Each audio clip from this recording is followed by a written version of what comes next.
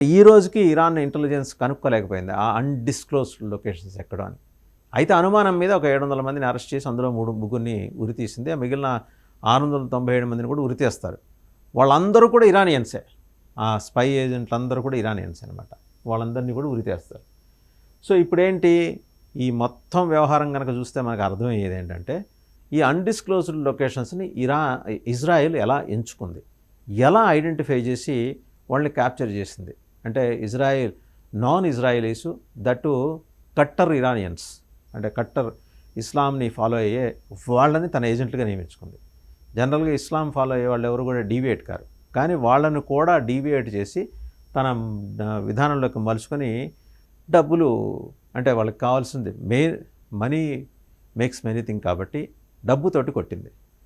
అలాగని వాళ్ళేం తక్కువ తిన్నారు ఇరాన్ వాళ్ళు ఏటా $25,000 ఖర్చు పెడుతూ వస్తున్నారు. ఎప్పటి నుంచి? 2016 నుంచి.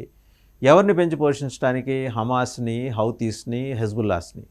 ఈ డబ్బులు ఎక్కడి నుంచి వచ్చినాయి? మళ్ళీ అమెరికా నుంచి వచ్చినాయి. ఎలా వచ్చినాయి? 2016లో ఈ ఖైదీల మార్పిడి సందర్భంగా, ఖైదీల మార్పిడి ఒప్పందంలో భాగంగా ఇరాన్ ఖైదీలు